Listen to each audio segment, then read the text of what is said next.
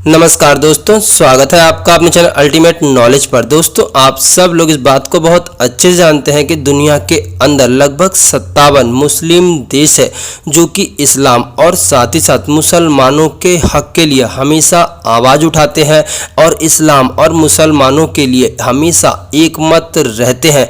आप लोग इस बात को जानते ही हैं कि वर्तमान समय में ईरान और इजराइल का भयंकर युद्ध हो रहा है। हालांकि ईरान अपनी ताकत के पर ही इजराइल को मुंह तोड़ जवाब दे रहा है और साथ ही साथ इजराइल के अंदर बहुत भयंकर तबाही भी मचा चुका है। लेकिन आखिरकार ऐसा क्या है कि दुनिया के सभी बड़े मुस्लिम देश अब तक एकजुट नहीं हुए और ना ही ईरान की सहायता के लिए आगे आए। आप में से बहुत से लोगों को ऐसा लगता होगा कि शायद इसके पीछे अमेरिकी प्रेशर या फिर अमेरिकी दबाव है। एक हद तक तो ये बात सही हो सकती है, लेकिन पूरी तरह से बिल्कुल भी नहीं, क्योंकि अगर दुनिया के 57 मुस्लिम देश एक हो जाए तो शायद अमेरिका को भी कहीं ना कहीं अपनी बात पर एक बार फिर से पुनर्विचार करना होगा और ईरान पर हमले रोकने होंगे।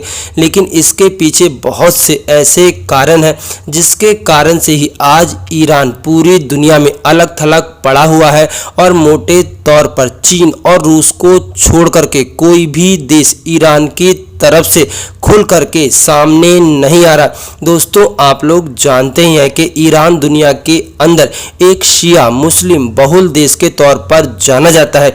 भले ही इस्लाम के अंदर ये क्यों ना कहा जाए कि सभी मुस्लिम भाई भाई हैं, लेकिन एक्चुअली में इस्लाम के अंदर भी दो धड़े हैं, शिया और सुन्नी, और दोनों ही धड़े एक दूसरे से बहुत ज़्यादा नफरत करते हैं। और ये नफरत जग जाहिर है कि किस प्रकार से शिया सुन्नियों को मारना चाहते हैं और किस प्रकार से सुन्नी शियाओं को पूरी तरह से खत्म करना चाहते हैं। दोस्तों, सऊदी अरब और ईरान के बीच में जो दुश्मनी है वो जग जाहिर है।